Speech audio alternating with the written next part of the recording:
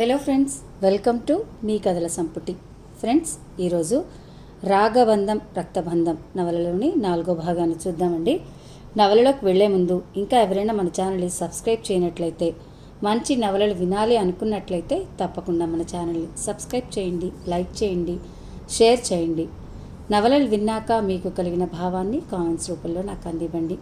అలాగే ఆసక్తి ఉన్న మీ స్నేహితులకు, బంధువర్గానికి మన ఛానల్ని షేర్ చేసి ఛానల్ని వారి చేత కూడా సబ్స్క్రైబ్ చేయించి నన్ను ప్రోత్సహిస్తారని ఆశిస్తున్నాను. శ్రోతల యొక్క ప్రోత్సాహం నాకెంతో ముఖ్యమని భావిస్తూ ఉంటాను. ప్లీజ్ సబ్స్క్రైబ్ టు మీ కథల సంపుటి ఛానల్. ఇక నవలలోకి వెళ్ళిపోదామా? మరి చదువుతున్నది శాంతినారాయణ. నిన్నటి ఎపిసోడ్లో మీరు అంతా విన్నారని అనుకుంటున్నానండి. విని కామెంట్ పెట్టిన వారికి ధన్యవాదాలు. పెళ్లి రోజని ఎంతో ఉత్సాహంతో ఆఫీస్ నుంచి తిరుగు ప్రయాణమైన రవిచంద్రకు గట్టి షాక్ తగులుతుంది. తన భార్య అనుకోకుండా కాలిపోయిందని విని హాస్పిటల్కి చేరుకుంటాడు. ఆమెను ఆ స్థితిలో చూసి రవిచంద్ర కళ్ళనీళ్ల పర్యంతమైపోతాడు. చివరికి తన బాబు ఎక్కడున్నాడో గుర్తుకొచ్చి తన తల్లిని అడగ్గా బాబు మాధవ్ దగ్గర ఉన్నాడని అనగా వెళ్ళి చూడటానికి వెళ్తాడు. అక్కడ మాధవ్ కుళ్ళి కుళ్ళి ఏడవటం గమనించి పరాయి స్త్రీ కోసం ఇతను ఇంతగా ఎందుకు రోధిస్తున్నాడో అతనికి అర్థం కాలేదు. మాధవ్ స్నేహితుడికి కూడా అర్థం కాలేదు. మాధవ్ స్నేహితుడు రెట్టించి అడగ్గా తన గతంలో జరిగిన కథను చెప్పుకొస్తూ ఉంటాడు. మాధవ్ అతని స్నేహితుడికి లలితకు తనకు ఉన్న స్నేహబంధం ఎటువంటిది, ఎప్పుడు మొదలైంది అన్నది చెప్తూ ఉంటాడు. ఈ భాగంలో కథలో ఏం జరిగిందో చూద్దామా? మరి చదువుతున్నది శాంతినారాయణ. నా చేయి పట్టుకొని నా మీద అలిగితివా మిత్రమా? చిరునవ్వుతో అడిగింది. నేను మాట్లాడలేదు. అయితే వెళ్తున్నాను అంటూ ముందుకు కదిలింది. వాళ్ళ ఇల్లు చాలా దూరం నడుచుకుంటూ వెళ్తోంది. నీరసంలో ఎక్కడైనా కళ్ళు తిరిగి పడినైనా పడగలదు. మనసు ఒప్పలేదు. ఉండు లలిత, స్కూటర్ మీద డ్రాప్ చేస్తానంటూ డ్రెస్ చేసుకుని స్కూటర్ తీసి స్టార్ట్ చేశాను. లలిత నా వెనకగా కూర్చోగానే ముందుకు పోనిచ్చాను. 10 నిమిషాల్లో లలితను వాళ్ళ ఇంటి దగ్గర దింపి తిరిగి ఇంటి ముఖం పట్టాను. ఆ మర్నాడు ఉదయం 9 దాటినా నేను నిద్రలేవలేదు. ఒళ్ళంతా నొప్పులుగా ఉన్నాయి. చాలా బద్ధకంగా ఉంది. దుప్పటి ముసుగు పెట్టి పడుకున్నాను. మంచి గాఢ నిద్రలో ఉన్న నన్ను ఎవరో దుప్పటి లాగి తట్టి లేపారు. నిద్ర బద్ధకం తీరనందున మళ్ళీ దుప్పటి కప్పుకుని నిద్రకు ఉపక్రమించాను. మళ్ళీ నా ముఖం మీద దుప్పటి తొలగిపోయింది. ఉన్నట్టుండి ఎవరో నా ముఖం మీద భళ్ళున చల్లటి నీళ్లు గుమరించారు. ఒక్కసారి నీళ్లు ముఖం మీద పడుతుంటే ఉక్కిరి బిక్కిరైపోయాను. దెబ్బతో ఒక్క ఉదుటిని లేచి కూర్చొని విసుగ్గా ముఖం పెట్టి ఎవరు అన్నాను బిగ్గరగా.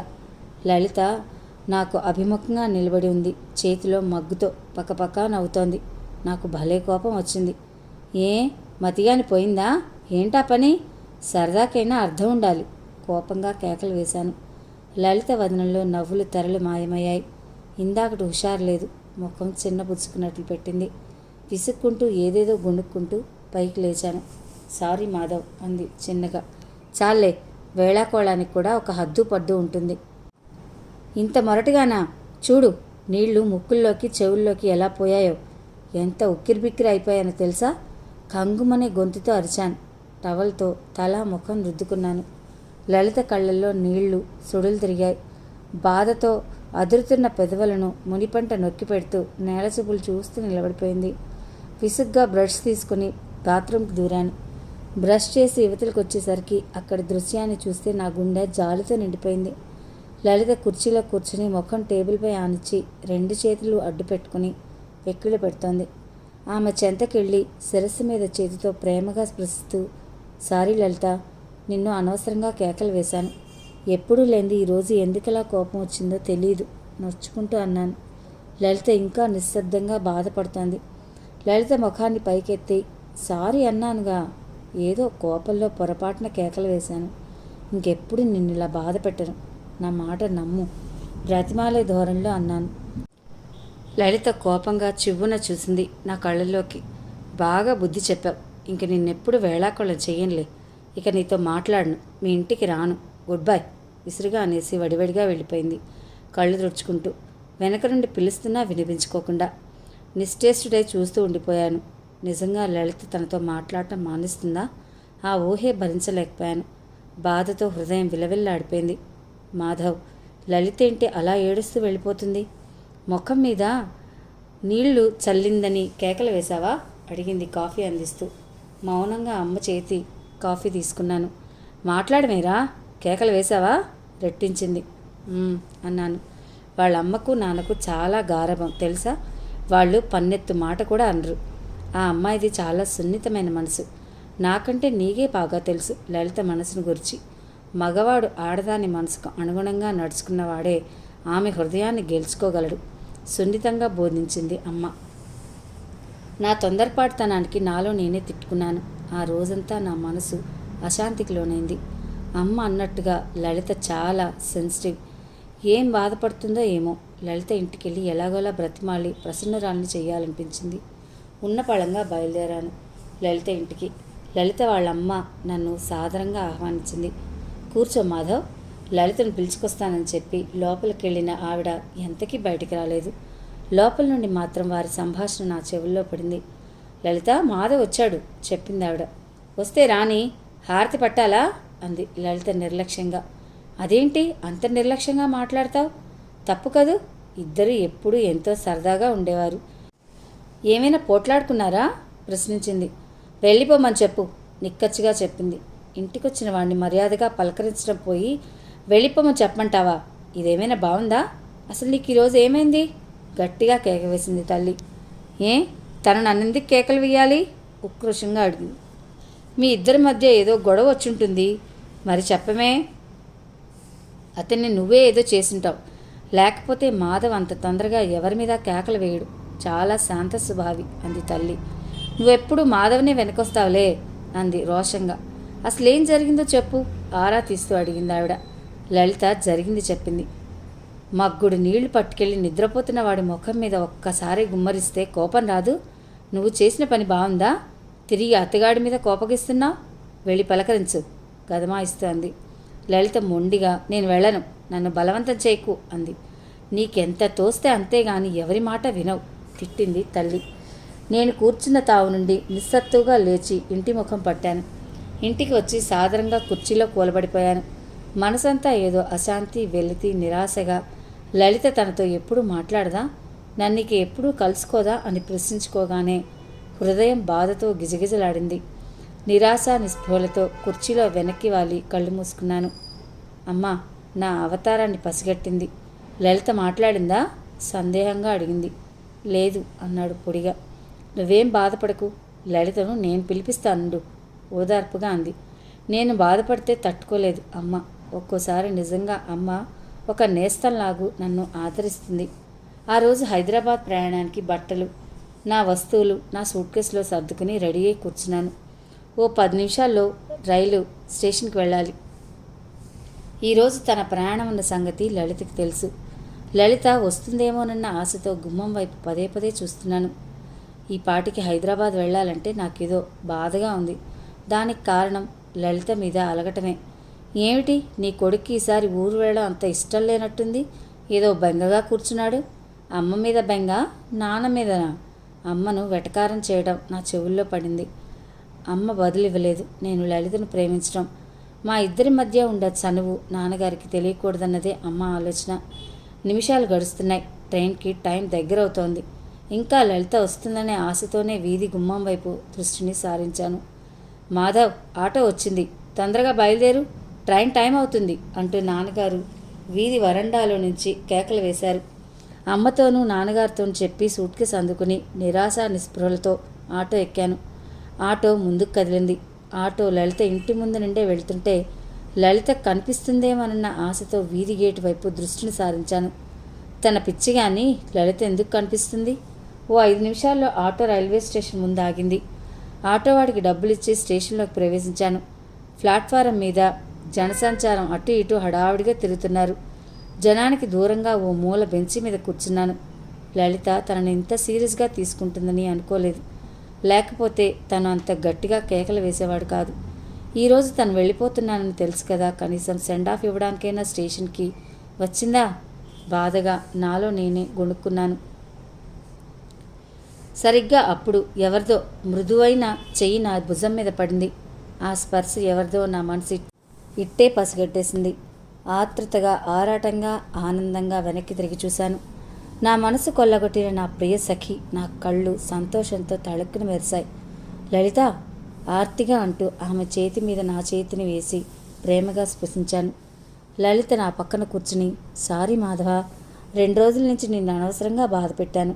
నిన్ను కలుద్దామని మీ ఇంటికి వెళ్ళాను. నువ్వు ఇప్పుడే స్టేషన్కి వెళ్ళిపోయావని చెప్పింది ఆంటీ. ఉన్న పళ్ళంగా ఆటో తీసుకుని స్టేషన్కి బయలుదేరి వచ్చేసాను. నువ్వు ట్రైన్ ఎక్కేసావేమోనని ఎంత కంగారు పడిపోయానో తెలుసా అంది ఆయాసపడుతూ. ఆమె వైపు ఆరాధనగా చూస్తూ పరిగెత్తుకొచ్చావా అడిగాను. అవును, నా మిత్రుడు మళ్ళీ ఎన్నాళ్లకు దర్శనమిస్తాడో. నా మిత్రుడిని బాధ పెట్టానుగా, అతడికి సారీ చెప్పుకోవాలిగా. ఒకటే పరుగు తీశానంటూ నా చెయ్యి అందుకుని స్పృశించింది. మళ్ళీ ఆమె పెదవి విప్పింది. నిన్న నువ్వు భోజనం చేయలేదటగా, నిజమేనా? నా నెచ్చిలి పలికే కరువైనప్పుడు, నా నేస్తం దర్శనం మరుగైనప్పుడు నాకు ఆకలి లేదు, దాహం లేదు, నిద్ర లేదు. నిజంగా చెప్పాలంటే నాకు బ్రతికే లేదు. నా గొంతు బొంగురుపోయింది. మాధవ్ అంది విస్మయంగా, జాలిగా చూస్తూ. అవును లలిత, నీ ఎడబాటుతో ఈ 2 రోజులు 2 యుగాలుగా గడిచింది నాకు. నువ్వు మాట్లాడకపోయినా, నిన్ను చూడకపోయినా నా మనసు ఎంతో విలవిల్లాడిపోతుందో తెలుసా ఆవేదనగా అన్నాను. ఒకవేళ పెళ్ళే నేను అత్తారింటికి వెళ్ళిపోతే ఏం చేస్తావు నవ్వుతూ అడిగింది. నిన్ను కట్టుకునేవాణ్ణి నేనేగా. నువ్వు ఎక్కడికి వెళ్తావు?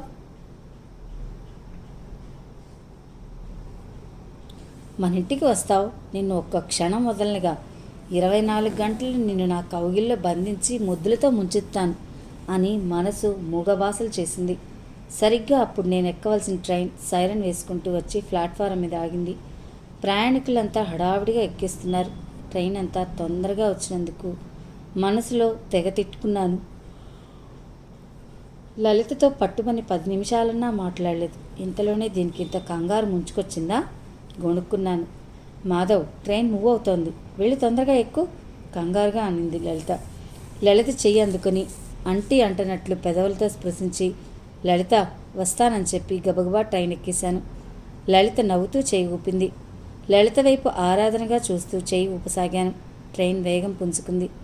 లలిత కనుమరుగైంది. అలా కనుమరుగైన లలిత నిజంగానే నా జీవితం నుండి కనుమరుగైపోయింది. హౌస్ సర్జన్ పూర్తి చేసుకుని ఇంటికి వచ్చేసరికి అమ్మ ద్వారా పిడుగులాంటి వార్త విన్నాను. లలితకు రవిచంద్ర అనే అబ్బాయితో పెళ్ళై అత్తారింటికి వెళ్ళిపోయిందని. నా ఆశల సౌధం పెళపెళా కూలిపోయింది. నా హృదయంలో పదిలిపరుచుకున్న నా దేవత ఇంకొకరి సొత్తు అయిపోయింది. నిశ్శబ్దంగా రోధించాను. లలిత అలిగి మాట్లాడకపోతేనే అల్లాడిపోయాను నేను. ఆమె వియోగాన్ని ఎలా భరించగలను? ఆమె లేని ఈ ఒంటరి జీవితాన్ని ఎలా ఏడ్చగలను? కుళ్ళి కుళ్ళి ఏడ్చాను. నిద్రాహారాలకు దూరమయ్యాను. అమ్మ ఒక నేస్తల్లాగా నన్ను ఓదార్చింది. నీకు ప్రేమించడమే తెలుసు. మనసులోని ప్రేమను ఆ అమ్మాయితో చెప్పుకోలేని పిరికి పందవి. నువ్వు ధైర్యం చేసి నాన్నగారితో సులోచన చేసుకోవడం ఇష్టం లేదని చెప్పుంటే నీకు నేను అండగా నిలిచి వాళ్ళమ్మ నాన్నలతో మాట్లాడి మీ పెళ్లి జరిపించేదాన్ని. అందం, చదువు, తెలివితేటలు, అణుకువ, ఇన్ని సద్గుణాలున్న లలితను కోడలుగా తెచ్చుకోవాలి నీకంటే నేను అధికంగా ఆశపడ్డాను. కానీ నీకు నాకు ఆ అదృష్టం లేదురా అంది నిరాశ నిస్పృహలతో. అత్తయ్య వచ్చి సులోచనకు నాకు పెళ్లి చేసేయాలని నాన్నగారిని ఒత్తిడి చేయసాగింది. నాన్నగారేమో నన్ను ఒత్తిడి చేయటం ఆరంభించారు. ఎంఎస్ పూర్తయితే గాని పెళ్లి ప్రసక్తి తేవద్దని ఖరాఖండిగా చెప్పాను. లలితను నేను ఇంకా మర్చిపోలేకపోతున్నాను. అందుకే పెళ్లి వాయిదాలు వేస్తూ వచ్చాను. ఓ రోజు ఇంటి దగ్గర నుండి నాన్నగారికి సీరియస్గా ఉందని టెలిగ్రామ్ వచ్చింది. కంగారుగా ఉన్నపళంగా మా ఊరు బయలుదేరాను. నాన్నగారికి ఎలా ఉందో ఏమిటోనని భయపడిపోయాను. రాత్రంతా ట్రైన్లో నిద్ర పట్టక ఒకటే హైరాణ పడిపోయాను. ట్రైన్ దిగి ఇంటికి వెళ్ళేసరికి ఇంటి ముందు పెళ్లి పందిరి, ఇల్లంతా హడావిడిగా తిరుగుతున్న బంధువుల్ని చూసేసరికి మతిపోయింది. విస్మయంగా చూస్తూ ఇంట్లో అడుగుపెట్టిన నాకు అమ్మ స్వాగతం పలికింది. అమ్మా, ఇదంతా ఏమిటి? నాన్నగారికి సీరియస్ అని చెప్పి టెలిగ్రామ్ ఇచ్చారు కోపంగా అన్నాను. అమ్మ నన్ను తన గదిలోకి లాక్కెళ్ళి విషయం చెప్పింది. సులోచనకు నాకు ఆ రోజు రాత్రి 10 గంటలకు పెళ్లి ముహూర్తం నిశ్చయించారు. నేను అడిగినప్పుడల్లా వాయిదాలు వేస్తున్నానని, నాన్నగారు కావాలని ఈ ఏర్పాట్లు చేయించారని అమ్మ చెప్పింది. సరిగ్గా అప్పుడు నాన్నగారు గదిలోకి వచ్చారు. ఇష్టం లేని పెళ్లి చేసుకుని ఆమె బ్రతుకు నాశనం చేయడం నా మనసు ఎంతమాత్రం అంగీకరించడం లేదు. ఆమెను భారీగా ఊహించుకోలేకపోతున్నాను. విసురుగా అన్నాను. నా నిర్ణయం విన్న నాన్నగారు రెచ్చిపోయి నన్ను నానా మాటలన్నారు. ఇంటి నిండా బంధువులున్నారు. పెళ్లి ఏర్పాట్లన్నీ జరిగిపోయాయి. ఇప్పుడు నువ్వు వద్దంటే నా పరువు పోతుంది. నువ్వు గాని ఈ పెళ్లి చేసుకోకపోతే నా శవం ఈరోజు ఇంట్లో నుండి కదులుతుంది అంటూ బెదిరించారు. ఆయన నిర్ణయం విని కొయ్యలా అయిపోయాను. నాన్నగారు చాలా పట్టుదల గల మనిషి. అన్నంత పని చేస్తారు. ఇక చేసేది లేక పెద్దల మాటకు కట్టుబడి సులోచన మెడలో తాళి కట్టాను. మెడలు వంచి నా చేత తాళి కట్టించుకుని నన్ను నమ్మి వచ్చిన ఆ అభాగ్యురాలికి అన్యాయం చేస్తానని నాలో నేనే కుమిలిపోయేవాణ్ణి. లలితను మర్చిపోలేక, సులోచనకు ప్రేమించలేక నరకం అనుభవించిన వాణ్ణి. ఒక్కోసారి సులోచనను చూస్తే జాలేసేది. క్రమక్రమంగా లలితను మర్చిపోవడానికి బలవంతంగా ప్రయత్నించాను. భర్తగా భార్యను సుఖపెట్టడం నా విధి కాబట్టి అందుకు ప్రయత్నించాను. యాదృచ్ఛికంగా ఒకరోజు లలిత తన భర్తతో మా నర్సింగ్ హోమ్కి రావడం తటస్థించింది. ఆమెను చూసిన మరుక్షణం నుండి మరుగున పడిపోయిన ఆమె పట్ల నా ప్రేమ, ఆరాధన మళ్లీ చిగురించసాగాయి. యవ్వన ప్రాంగణంలో పుష్పించి పరిమళించిన ప్రేమ గీతిక ఆమె. నా హృదయ తంత్రులను మీటి ప్రణయరాగాలను పలికించిన ప్రణయరాగిణి ఆమె. అలాంటి ప్రేమరాశిని నేను ఎలా మర్చిపోగలను? ఇన్నాళ్ళు మనసు పొరల్లో నిక్షిప్తమై ఉన్న ప్రేమ మళ్లీ ప్రవాహమై ఉరకలు వేయసాగింది. ఆ రోజు అట్లదిద్ది రోజు ఉపవాసం చేసి నా చేతిలో స్పృహ కోల్పోయిన ముగ్ధమోహన సుందరి ఇప్పటికీ నా కనుల్లో కదలాడుతోంది, కవ్విస్తూ ఉంటుంది. ఆ రోజు ముళ్ళు గుచ్చుకున్నప్పుడు దృశ్యం నేనెప్పటికీ మరవలేను.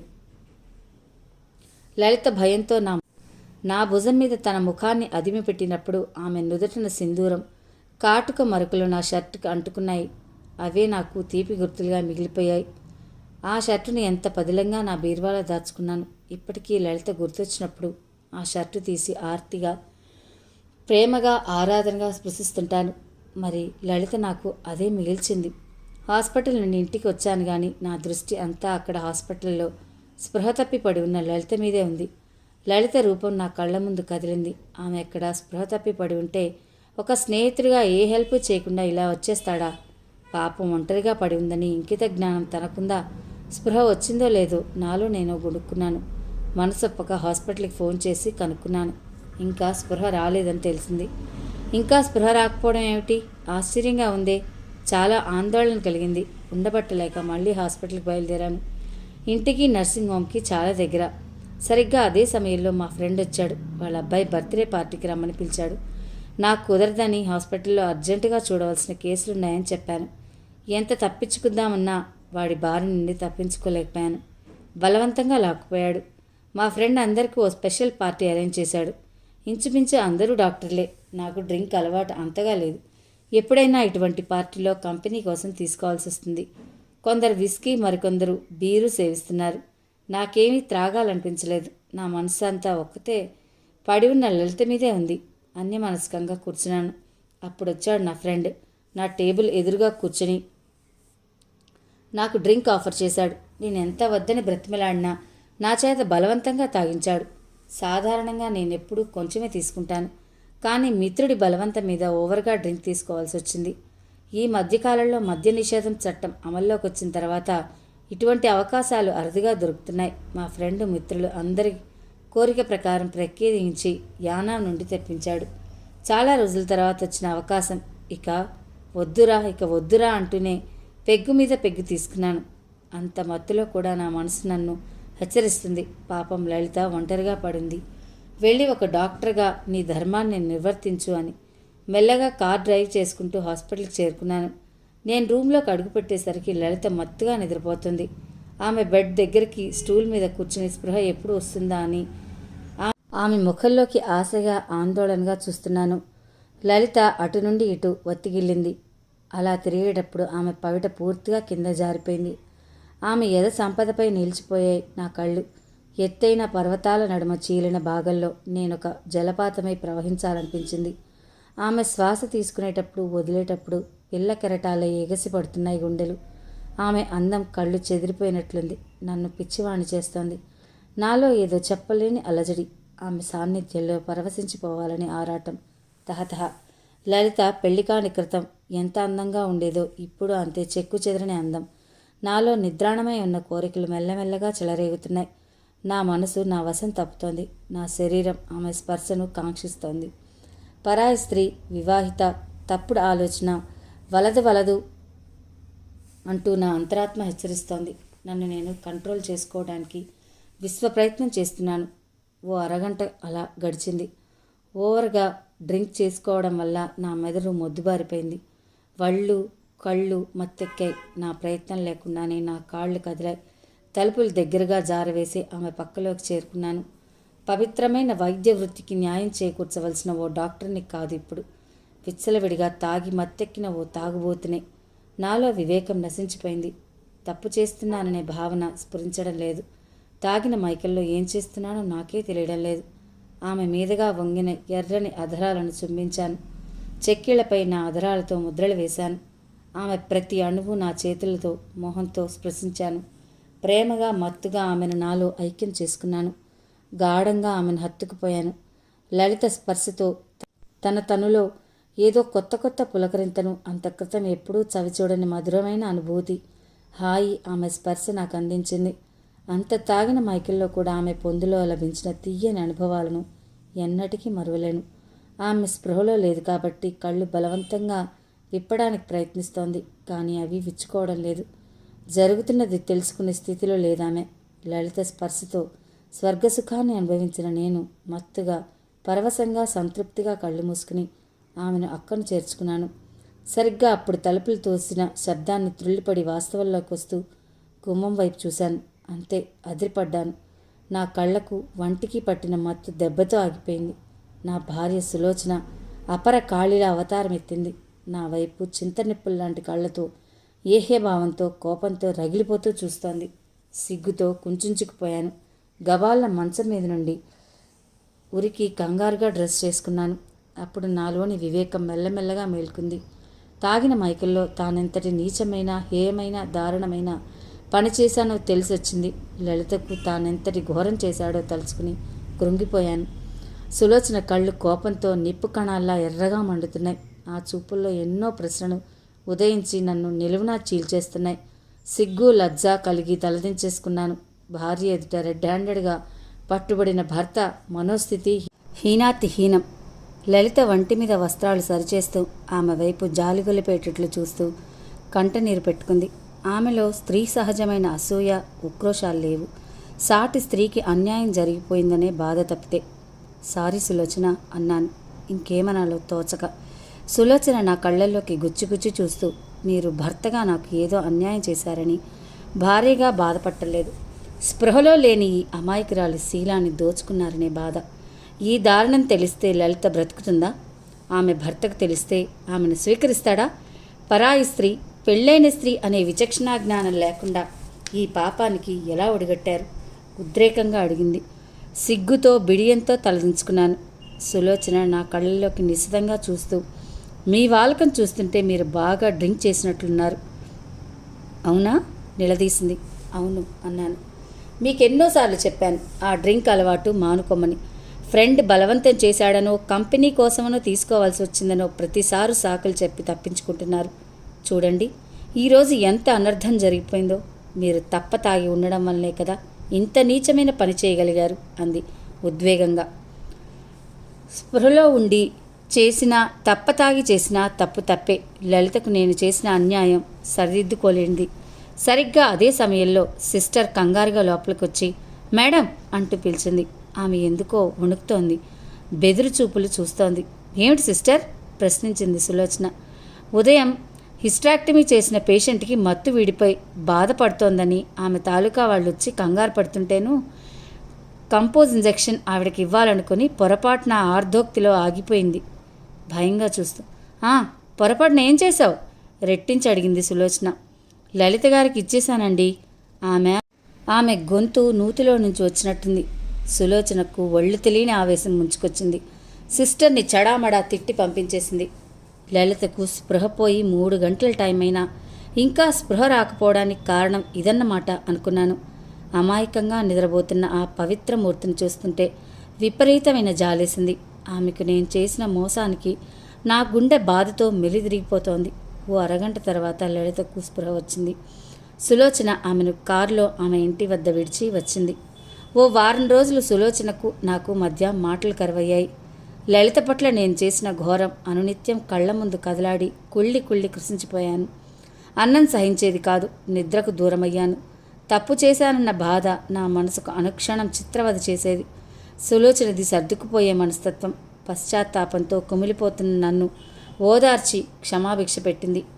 పరాయి స్త్రీని ఎప్పుడూ కన్నెత్తి చూడని మీరు ఇటువంటి పని చేశారంటే ఒక్క తాగిన మైకమే కాదు, ఇంకా ఏదో బలమైన పరిస్థితులకు లొంగిపోతూ ఉంటారు. లేదా ఇంకో కారణం ఏదైనా ఉండాలి. అవునా? చెప్పండి, సూటిగా ప్రశ్నించింది. లలిత నేను కలిసి చదువుకున్నామని, ఆమెని ఎంతో గాఢంగా ప్రేమించానని, పెళ్లి చేసుకోవాలనుకున్నానని ఆమెతో తనకున్న పరిచయం గురించి అంతా వివరించి చెప్పాను. సులోచన వదనం మ్లానమైపోయింది.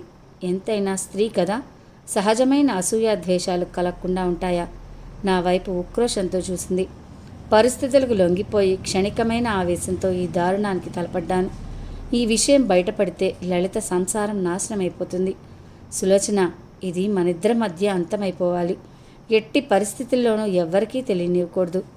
నా మూలంగా ఆమె దాంపత్య జీవితంలో చిచ్చు రగలకూడదు. అది నేను భరించలేను అంటూ సులోచన చేతుల్ని పట్టుకుని ప్రాధేయపడ్డాను. ఆఫీస్ రూమ్లో టేబుల్ ముందు కూర్చుని మెడికల్ జర్నల్ తిరిగేస్తున్నాను.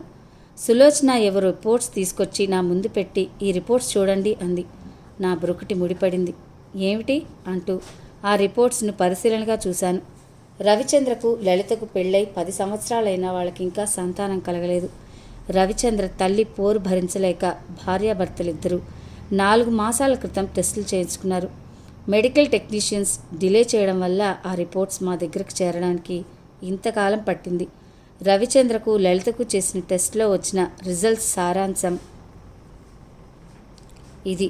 రవిచంద్ర వీర్యంలో జీవకణాల ఉత్పత్తి అసలు లేదని, ఒకవేళ రవిచంద్ర మందులు వాడినా సర్జరీ చేయించుకున్నా ఫలితం ఉండదని తేలింది. భర్తకున్న లోపం వల్ల లలితకు సంతానం కలిగే భాగ్యం లేదు కదా అనుకోగానే నా మనసంతా అదోలా అయిపోయింది. బరువుగా నిట్టూర్చి ఆ రిపోర్ట్స్ టేబుల్ సొరుగు అడుగున పడేశాను. సులోచన అదోలా నవ్వుతూ, అయితే మీ స్నేహితురాలి భర్తకున్న లోపం వలన పిల్లలు కలిగే యోగం లేదన్నమాట. ఆమె పిల్లల కోసం ఇంకో మార్గం వెతుక్కోవాల్సిందే అంది వ్యంగ్యంగా. ఆమె వ్యంగ్య ధోరణికి ఒళ్ళు మండిపోయింది. అంటే నీ ఉద్దేశం? కంగుమంటూ అరిచాను. నా కోపాన్ని పసిగట్టి కొంచెం తగ్గింది. మౌనంగా తల ఉంచుకుంది. ఇదే మాట నిన్నని ఉంటే నీకు బాధ అనిపిస్తుందా లేదా? లలితని గూర్చి ఇంత చీప్గా మాట్లాడకు. నేను సహించను. ఆమె భర్తే దైవంగా పూజించి ప్రాణంగా ప్రేమించే ఓ పవిత్రమూర్తి. అటువంటి పునీతను మోసగించి శీలాన్ని దోచుకున్న పాపాత్ముని నన్ను అనుభవిస్తాను. ఆమెను తక్కువగా చేసి మాట్లాడితే నేను భరించలేను. విసురుగా అనేసి బయటకు వెళ్ళిపోయాను.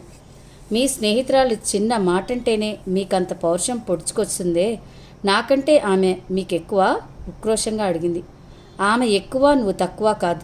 సాటి స్త్రీని గౌరవించడం నేర్చుకో. ఆమె ఏ తప్పు చేయలేదని నీకు తెలుసు. ఎటువంటి ఉత్తమరాలో నీకు తెలుసు. అన్నీ తెలిసి నువ్విలా ఆమెను నీచంగా మాట్లాడటం బాగుందా? తీవ్రంగా అడిగాను. ఆ సంఘర్షణ జరిగిన నాటుండి మా ఇద్దరి మధ్య నెల్లాళ్ళు మాటలు లేవు. సులోచన మాట్లాడాలని ప్రయత్నించినా నేనే తప్పుకు తిరగసాగాను. ఆ దెబ్బతో సులోచన లలితను గురించి తక్కువ చేసి మాట్లాడటం మానుకుంది. ఓ 2 నెలల తర్వాత మా నర్సింగ్ హోమ్కి రవిచంద్ర లలితను వెంట పెట్టుకుని వచ్చాడు. లలితను చూడగానే నా కనులు ఆనందంతో మెరిశాయి. అప్రయత్నంగా పెదవులపై చిరునవ్వు మెరిసింది. సాక్షాత్తు పార్వతీ పరమేశ్వరుల్లా ఉన్న ఆ భార్యాభర్తలిద్దరినీ నవ్వుతూ స్వాగతం పలికాను. అర్ధనారీశ్వరులు మా నర్సింగ్ హోమ్ను పావనం చేశారు. ఏమిటి ఈరోజు ఇట్లా దయచేసి నాటకీయంగా నవ్వుతూ అన్నాను. రవిచంద్ర పగలబడి నవ్వాడు. లలిత కిలకిలా నవ్వుతూ, డాక్టర్ వృత్తిని చేపట్టిన చిన్నప్పటి నాటకీయ భాష పోలేదన్నమాట అంది. సర్లే, ఏమిటిలా వచ్చారు అని అడిగాను. డాక్టర్ దగ్గరికి పేషెంట్లు ఎందుకు వస్తారు? గడుసుగా అంది. ఎందుకు వస్తారు? తమకొచ్చిన రోగాన్ని విన్నవించుకోవడానికి. తమరి ప్రాబ్లం ఏమిటో చెప్పుకోండి అన్నాడు నవ్వుతూ.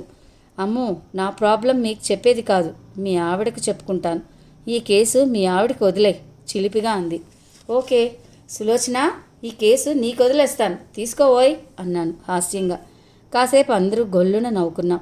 రవిచంద్ర నేను కబుర్లలో పడ్డాం. కానీ నా చెవులు మాత్రం లలిత చెప్పబోయేదేమిటి ఆసక్తిగా వింటున్నాయి.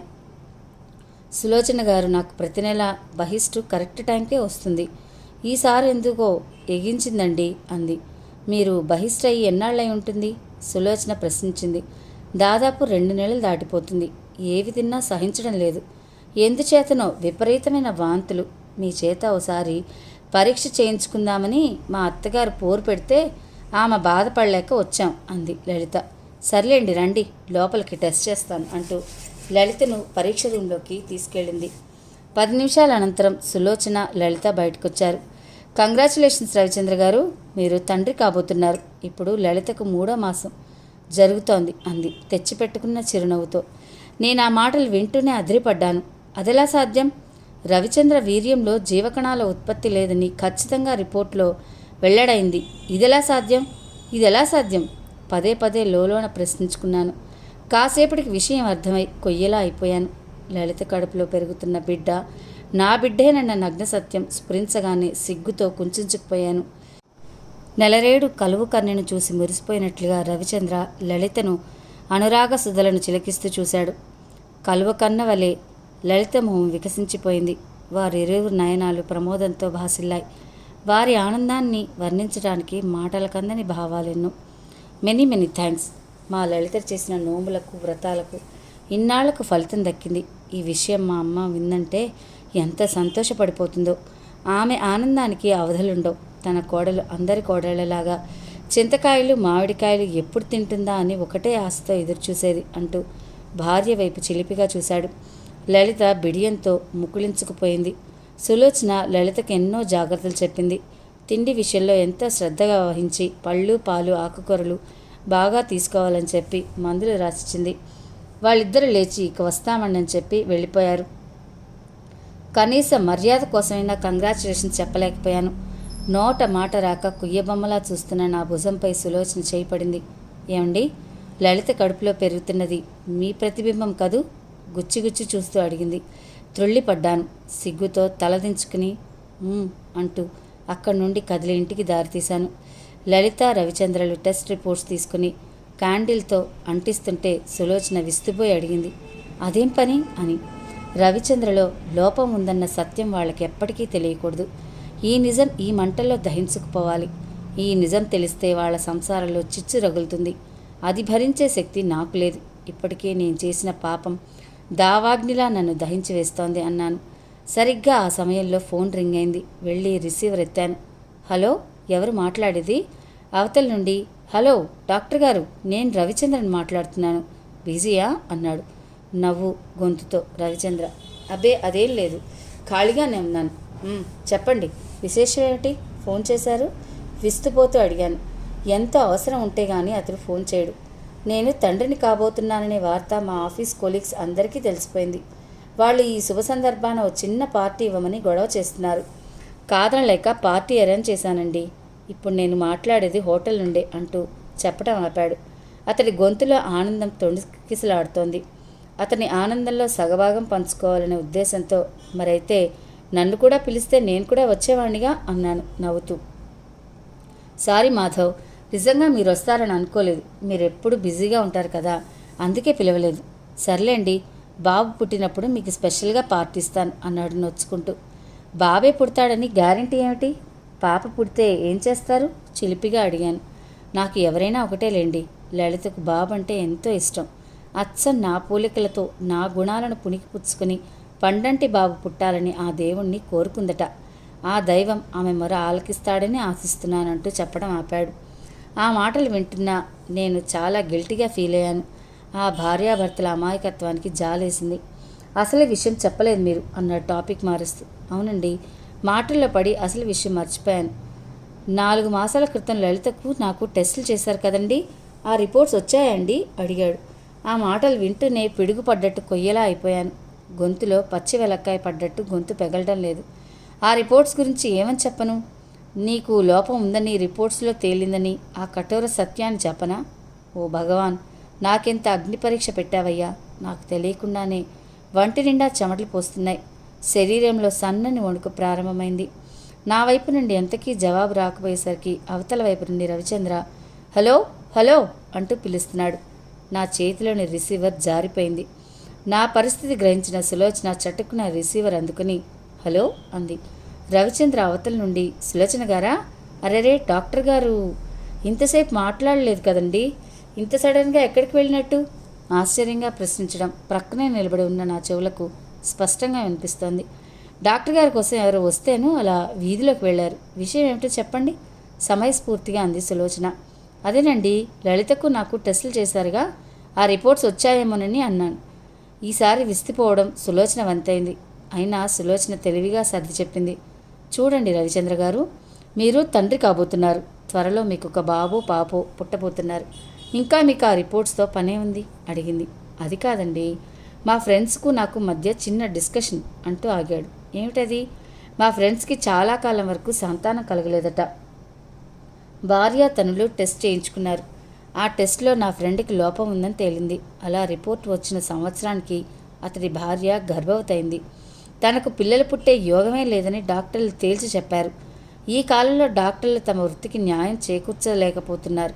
దాంతో అంకితభావం కొరవడింది అంటూ ఇంకా ఏవేవో కామెంట్స్ చేస్తూ డాక్టర్స్ మీద ధ్వజమెత్తుతున్నాడు. అప్పుడు సడన్గా మీకు చేసిన టెస్టుల సంగతి గుర్తుకొచ్చి రిపోర్ట్స్ గురించి అడిగానంతే అన్నాడు. రవిచంద్ర గారు, మొన్ననే మీకు విషయం చెబుదామనుకున్నానంటూ ఆగింది. గుండె దిటువు చేసుకుని ఇప్పుడు సులోచన చెప్పబోయే విషయం ఏమై ఉంటుందా అని ఉత్కంఠతో వినసాగాడు. చూడండి రవిచంద్ర గారు, రిపోర్ట్స్ ఇంకా రాలేదు. ఎందుచేతనో డిలే అయ్యాయి, కారణం తెలియదు. వాటి కోసం నేను ప్రయత్నిస్తానులేండి. లోకంలో రకరకాల మనుషులుంటారు. వారి నోటికి ఎలా తోస్తే అలా కామెంట్ చేస్తారు. అటువంటి వాళ్ళని మనం అంతగా పట్టించుకోపోవడమే మంచిది. ఒక్కొక్కప్పుడు మెడికల్ టెక్నీషియన్స్ పొరపాట్ల వల్ల కూడా తప్పుడు రిపోర్ట్స్ రావచ్చు. అంత మాత్రం చేత డాక్టర్లలో అంకిత భావం కొరవడిందని ధ్వజమెత్తడం అంత సబబుగా లేదు. ప్రతి విషయాన్ని వివేకంతో అర్థం చేసుకునే సహృదయం మనకుంటే చాలు. ఇప్పుడు మీకు సంతానం కలగబోతున్న తరుణంలో కూడా మీరు వాటి గురించి ఆలోచించడం అంత బాగుండదేమో. చాకచక్యంగా అనర్గళంగా మాట్లాడింది. అబ్బెబ్బే, వేరే ఉద్దేశం ఏమీ లేదండి. రిపోర్ట్స్ గుర్తుకొచ్చి అడిగానంతే. ఇక ఉంటానండి అంటూ ఫోన్ డిస్కనెక్ట్ చేశాడు. సులోచన రిసీవర్ పెట్టేసి వంటికి పట్టిన స్వేదాన్ని చీరచెంగుతో అద్దుకుంటూ ఉస్సూరంటూ కూలపడింది. ఆడవాళ్లు ఎంత తెలివిగా నేర్పుగా ఉన్నది లేనట్లుగా లేనిది ఉన్నట్లుగా కల్పించి అబద్ధం ఆడగలరు. స్త్రీల నైజానికి విస్మయం చెందాను. ఆమె వైపు కృతజ్ఞతగా చూస్తూ, థ్యాంక్స్ సులోచన, నన్ను బ్రతికించావురా. ఈ విపత్తు నుండి గట్టెంకించావు. స్వేచ్ఛగా ఊపిరి పీల్చుకుంటా అన్నాను. ఆమె నా వైపు చురుగ్గా చూసింది. ఆమె కళ్ళల్లో మీరు చేసిన ఒక పొరపాటుకి దాన్ని సరిదిద్దుకోవడానికి ఎన్ని అవస్థలు పడవలసి వస్తుందో చూడండి అన్న భావన స్ఫురించింది. సిగ్గుతో తలదించుకున్నాను. నిజమే, మరిన్ని తప్పులు చేయవలసి వస్తోంది. ఇంకా ఈ శేష జీవితంలో ఇంకెన్ని ఇక్కట్లు ఎదుర్కోవాల్సి వస్తుందో. లలిత నెలకొకసారి చెకప్కి మా నర్సింగ్ హోమ్కి వచ్చేది. నెలలు నిండి బరువుగా వస్తున్న లలితను చూసేసరికి నాకేదో తెలియని సంతృప్తి, మమతానురాగాలు కలిగేవి. ఆమె కడుపులో పెరుగుతున్నది నా ప్రతిబింబం అనుకునేసరికి నా హృదయం పుత్రవాత్సల్యంతో ఉరకలు వేసేది. ఆమె కడుపులో బిడ్డ మీద తెలియకుండానే మమకారం జనించి వ్రేళ్లై పాతుకుపోయింది. లలితకి ఎప్పుడు డెలివరీ వస్తుందా అని ఆనందంతో ఎదురు చూసేవాణ్ణి. నాకు పిల్లలంటే అత్యంత అభిమానం, మమకారం. దేని మీదైతే ఆపేక్ష పెంచుకుంటామో దాన్ని దేవుడు దూరం చేస్తాడేమో. లలిత విషయంలోనూ అదే చేశాడు. పిల్లల విషయంలోనూ దేవుడు తనకు ఘోరంగా అన్యాయం చేశాడు. తన భార్య కడుపున బిడ్డను ఇచ్చినట్టే ఇచ్చి వెనక్కి లాగేసుకున్నాడు. సులోచనకు 8వ మాసాన ఒక్క బాబు పుట్టి చనిపోవటం, ఆమె గర్భసంచి కుళ్ళిపోవటం వల్ల తీసేయాల్సి వచ్చింది. ఇక ఆమెకు తల్లయ్యే యోగం ఈ జన్మకు లేదు. వంశం నిరర్ధకమైపోతుందని అమ్మ మరో పెళ్లి చేసుకోమని ఒత్తిడి చేసింది. సులోచనకు అన్యాయం తలపెట్టడం నాకెంతమాత్రం ఇష్టం లేదు. ఈ విషయంలో అమ్మతో పోట్లాట కూడా పెట్టుకోవాల్సి వచ్చింది. నేను అంగీకరించలేదని అమ్మ నా మీద అలిగి మా ఊళ్ళో ఒక్కతే ఉంటుంది. నాన్నగారు పోయి 2 సంవత్సరాలైంది. అప్పటి నుండి అమ్మ నా దగ్గరే ఉంటుంది. అమ్మ అలా అర్థవంతంగా నన్ను విడిచి వెళ్ళిపోవడం నన్ను కృంగదీసింది. కన్న కొడుకు ఉండి అనాథవలే అమ్మ ఒంటరిగా ఆ ఊళ్ళో జీవనం సాగించడం నాకెంత మాత్రం ఇష్టం లేదు. మా ఊరెళ్ళి అమ్మను రమ్మని ఎంత బ్రతిమాలినా రానుంది. ఆమె కోరిక తీరిస్తేనే నా దగ్గరకు వస్తానని మంకుపట్టు పట్టింది. నిరాశ నిస్పృహలతో తిరిగొచ్చాను. ఓ రోజు లలితకు పెయిన్స్ ప్రారంభమయ్యాయి. మా నర్సింగ్ హోంలో జాయిన్ చేశారు. లలిత ప్రసవ వేదంతో బాధపడుతుంటే నా హృదయం గిలగిల కొట్టుకుంది. నా చేతుల మీదుగా ఎందరికో ఎన్నో డెలివరీలు, సిజేరియన్లు చేశాను. ఎప్పుడూ లేంది ఆమెకు సిజేరియన్ చేస్తుంటే చేతులు వణికాయి. లలిత పన్నంటి బాబును ప్రసవించింది. సులోచన ఆ పసిగుడ్డును 2 చేతుల్లోకి అపురూపంగా తీసుకుని ప్రేమగా ముద్దు పెట్టుకుంది. ఏమండి, బాబు అచ్చు ముమ్మూర్తిలా మీ పోలికతోనే పుట్టాడు. చూడండి, ఆ కళ్ళు, ఆ ముక్కు, ఎర్రని పెదవులు, రింగులు తిరిగిన నల్లని జుట్టు, అచ్చుగుద్దినట్లు మీకులాగానే ఉన్నాడంటూ మురిసిపోయింది. మళ్ళీ ఆమె నాకు పుట్టిన సంతానం పచ్చటి మీ రంగు, మీ పోలికలతో పుట్టాలని కోరుకునేదాన్ని. కానీ ఆ దేవుడిచ్చిన ఫలాన్ని వెనక్కి తీసేసుకున్నారు అంది నిరాశ నిస్పృహలతో. సులోచన భుజం మీద ఓదార్పుగా తట్టి బాబును ఎత్తుకుని ప్రేమగా గుండెలు కప్పుకున్నాను. నా పోలికల్ని పుణికిపుచ్చుకుని పసిమి ఛాయతో మెరిసిపోతున్న ఆ పసికందును చూస్తుంటే గుండె పొరల్లో నుంచి పుత్రవాత్సల్యం వరద గోదారై తండ్రికొస్తోంది. ప్రేమగా వాడి లేత బుగ్గల మీద పెదవులతో అంటీ అంటనట్టు స్పృశించాను. ఫ్రెండ్స్, విన్నారు కదా నవలలోని ఈ భాగాన్ని. ఈ నవల ప్రతి ఎపిసోడు ఎంతో ఆసక్తికరంగా మిమ్మల్ని అలరిస్తుందని అనుకుంటున్నాను. నవల విన్నాక మీకు కలిగిన భావాన్ని కామెంట్స్ రూపంలో నాకు అందిస్తారని, కామెంట్స్ పంపించి నన్ను ప్రోత్సహిస్తూ ఉంటారని ఆశిస్తున్నాను. మరిన్ని మంచి నవలలు వినాలనుకుంటే తప్పకుండా మన ఛానల్ని సబ్స్క్రైబ్ చేయండి, లైక్ చేయండి, షేర్ చేయండి, కామెంట్ చేయండి. ప్లీజ్ సబ్స్క్రైబ్ టు మీ కథల సంపుటి ఛానల్. మరో భాగంతో మీ ముందుంటాను. అంతవరకు సెలవు. నమస్తే.